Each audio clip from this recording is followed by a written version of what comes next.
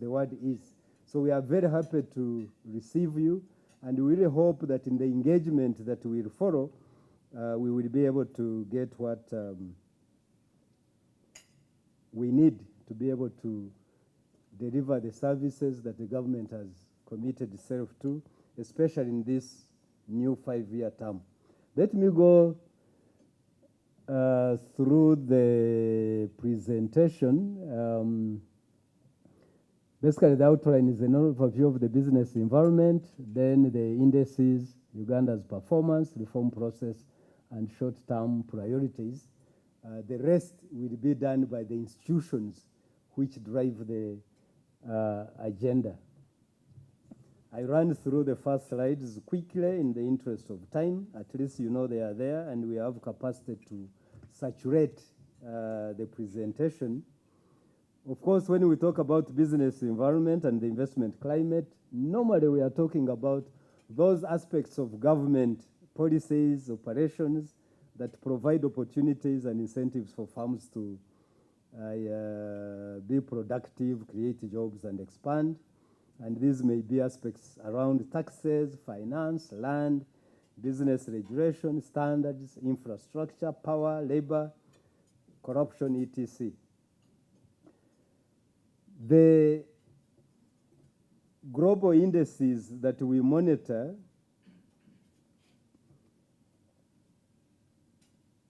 are mainly two in the Uganda's context. The Doing Business report, which covers 189 economies, and also the Global Competitiveness Report published by the World Economic Forum that covers about 144 economies that are produced annually. Now, the Doing Business report basically covers aspects that impact the regulatory impact of government actions on businesses. And as the next slide will show, the Uganda situation basically, as I think has partially been mentioned, that in the most recent report, Uganda's position stands at 122. We'd always want to be lower than that, but there has been movement of 13 points from previous year. We rank 12th out of 47 economies.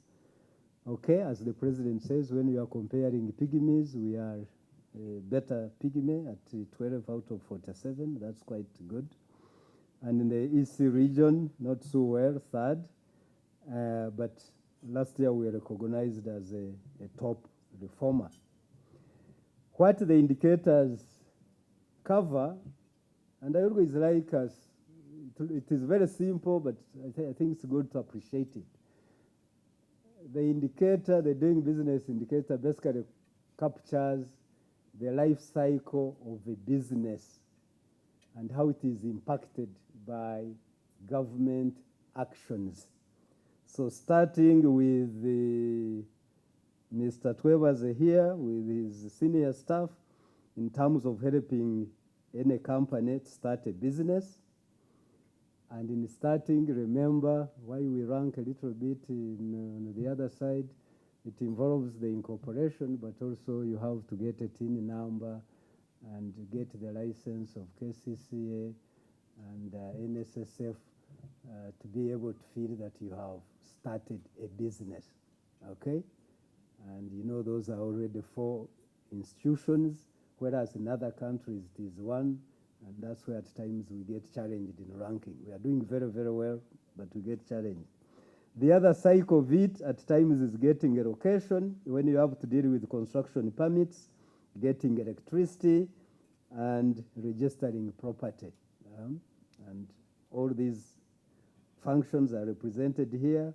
Then you get into getting financing, getting credit. Then there is protecting investors.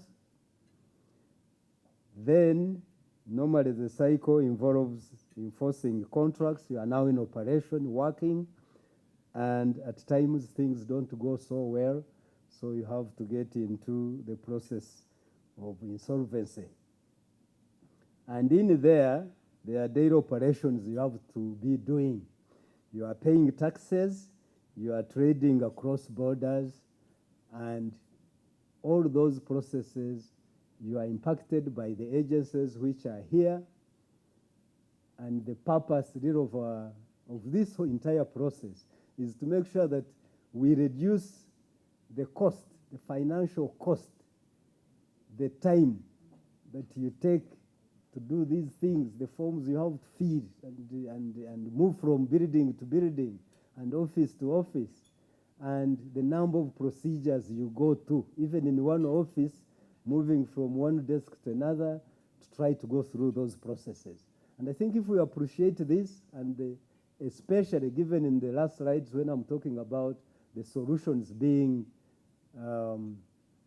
used to improve or to reduce these burdens, I hope we'll be able to have a lively dialogue on what can be done and what can't, be it from the experience. Now, we have a number of figures. I may not really go through there. We have already said we came out as number 122 out of 189 economies.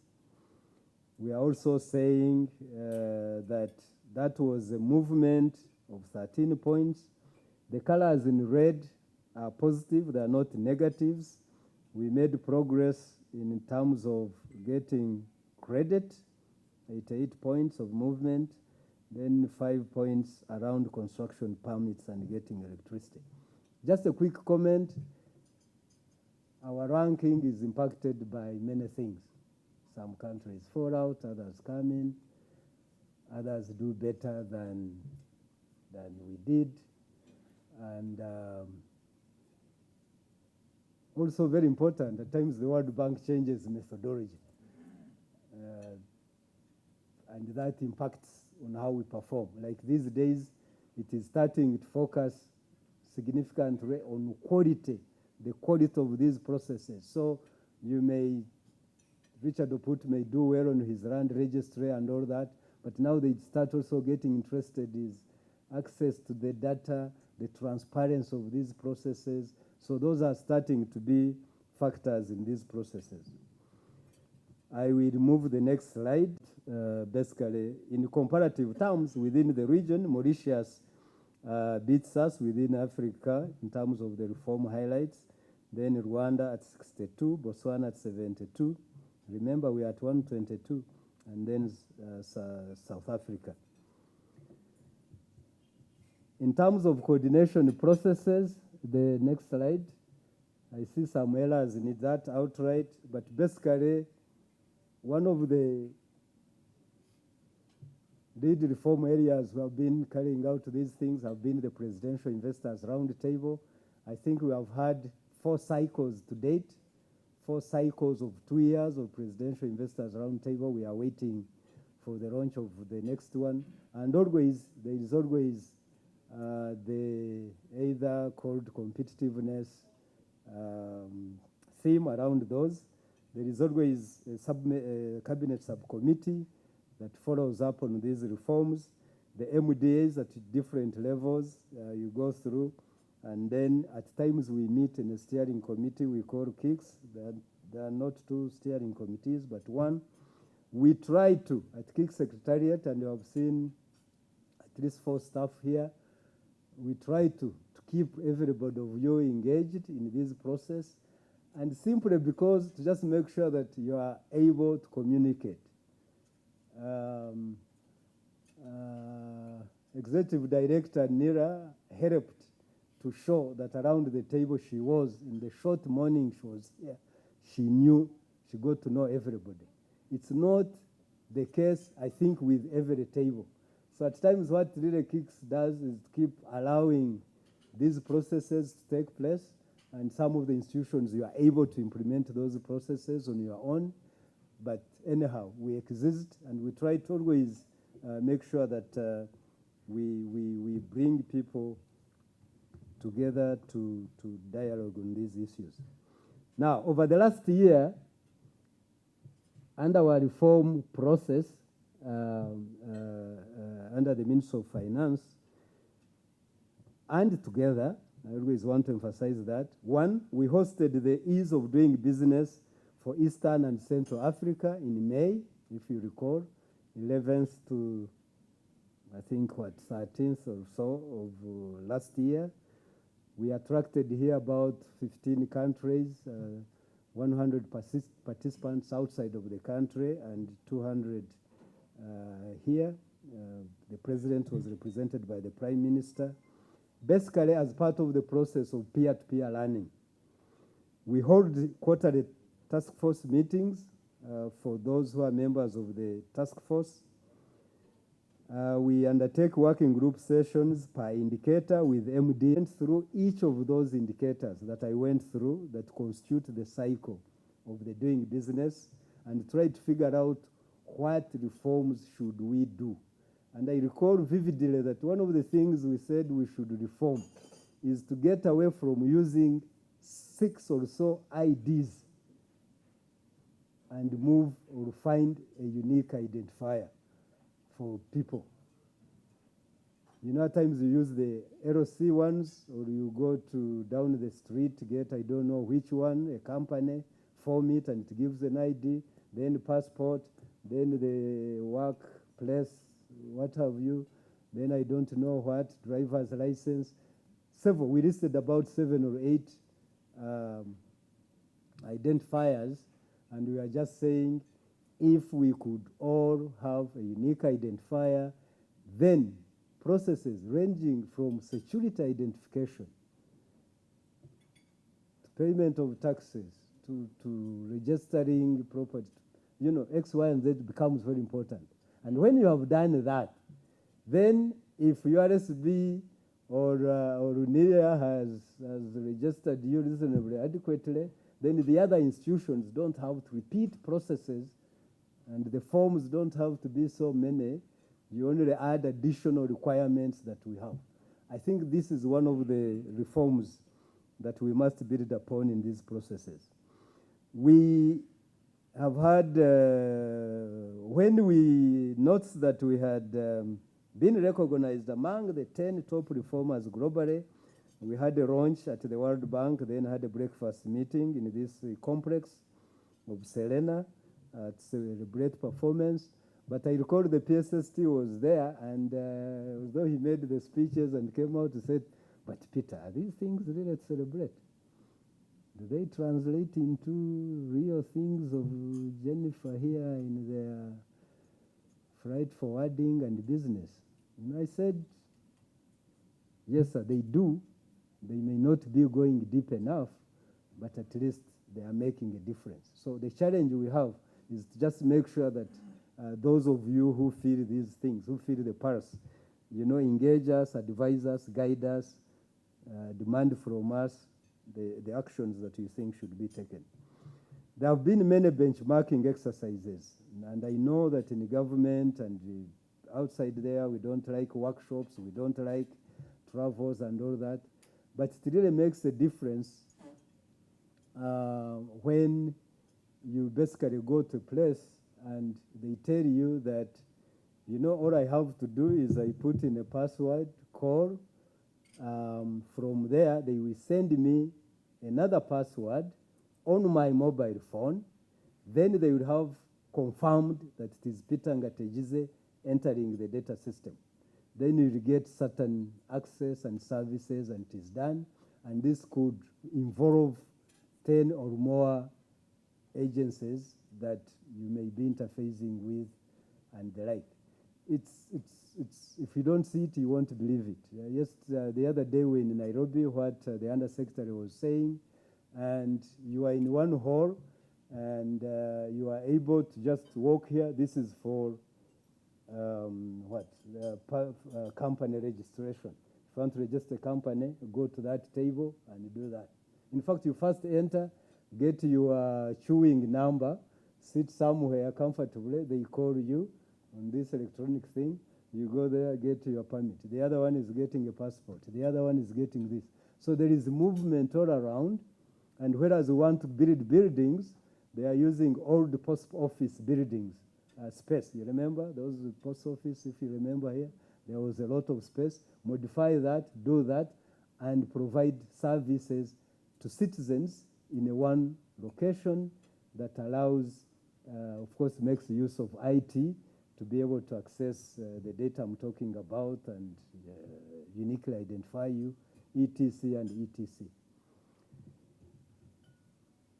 Next slide. June to date, streamlining of processes has been a priority. I think I won't have to talk about presentation that URSB will give or UMEME. Leveraging ICT, stronger ICT infrastructure, basically to enhance service delivery. Ministry of Lands with their National Land Information System, KCCA, URA, and UIA. There are a number of things taking place. The responsible agencies will share. Uploading procedures online, the e-licensing portal at URSB that would want to upgrade to transactions portal, and several MDs are following suit. We are undertaking legal and regulatory reforms. I think FIA is the most recent one that is ongoing. I think 2 weeks ago or a week ago, we had this conference on Islamic banking as a result of the Financial Institutions Amendment Act that provides for agency banking, bank assurance, and the like, and Islamic banking as a product. There are also ongoing institutional coordination reforms taking place. One of those being TREP. I'm told, again, I'm not most competent to talk about this, that the partnership between KCCA, URSB, and URA and URA provides a one-stop center where you can register your company, get your TIN number, and I guess get approval to operate wherever you are, and so on and so forth. Last slide. Now, in the short term, there are certain things I think we are working on to deliver. Government has pronounced itself, I think, on a number of issues. ED NILA will affirm and expound on this. I hope there will be that opportunity. Compulsory use of the national ID as a unique identifier of nationals at all agencies providing services to citizens. I think the formal announcements that bosses have made, I think they're saying no salaries after July 1st if you don't have an ID, those in government. I think that has come out clearly. I'm sure there are other pronouncements that we think to look at as long as we recognize that NIRA is available offering these IDs that are credible, that are acceptable, and then get used into these processes. Number two, we are undertaking, or you are undertaking, regulatory and administrative reforms to lessen burdens to businesses. We might call you again soon before the end of the year to specifically talk about how these things are being done. Client service charters are something that institutions are being encouraged to carry. It's nice to go to an institution and on entry you know how long it will take you to get a particular services. You know, if I've done this and this, we are able to deliver you your permit or your license within a day or two. Okay, if you do this, you do this, we commit to doing this. These are our values, corruption included, so don't pay cash to anybody for a service when there are payment systems available. So we are encouraging, and I think we should all demand it. At one side I'm in government, but at another I require this, that these charters become published and available. Effective monitoring of government programs. Government takes care of itself by ensuring that we monitor ourselves based on certain targets of delivery. If you don't, there should be a stick And if you do, there should be a credit for sure.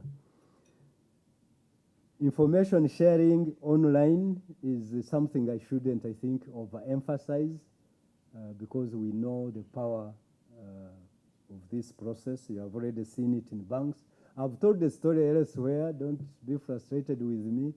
When I got this bank, this capacity to draw from my salary at leisure, you know, to draw from the bank to my mobile and pay. I can assure you I paid. By the time the month ended, actually I had paid. I was enjoying doing it, but reducing my burden. But it reduced it because I would always have to send my driver to pick me some money. At times you get stuck. You know, you are growing trees in this place. People say, you know, that somebody is sick, one has hit himself, you know, you need. So when I found I could do it myself, I really did it, and I think I may have double paid some people and run out. The point is, initially it was that much of a challenge, but I think it's a huge opportunity that helps us. Lastly, I think the sixth one is about implementation of one-stop shop for business and investments facilitation. I won't say much about that again. The important thing is that there are ongoing processes, including the TREP that I've talked about, that many of us feel we can now include more agents into it because it has been a success story, include more resources, and actually make sure that this concept of one-stop center can be realized, that you can start at one point, have literally a one-person interface, and be able to have other things done back office, and be able to credibly get what you need to do without a lot of movement, interaction with many people, and also handle the payment systems that I have done.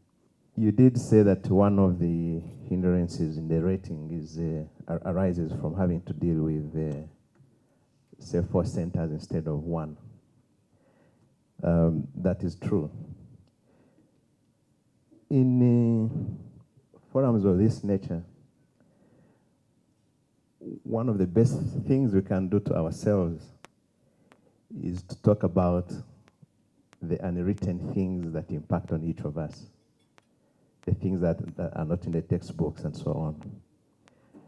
And one of the attributes of having to deal with different agencies, the hindrance, the impact, is when the left hand of the government is not talking to the right hand, and you're struggling between agencies. I'll give you one illustration. There's someone with a boutique hotel, a nice boutique hotel. He was required by Ministry of Tourism and the UTB. They were going around, and they insisted on having clean and clear signage around the premises. He had small signage and was comfortable with it. But they talked to him and explained why, and they appreciated. So he implemented that, put up the signage. He even told them when they should come and check.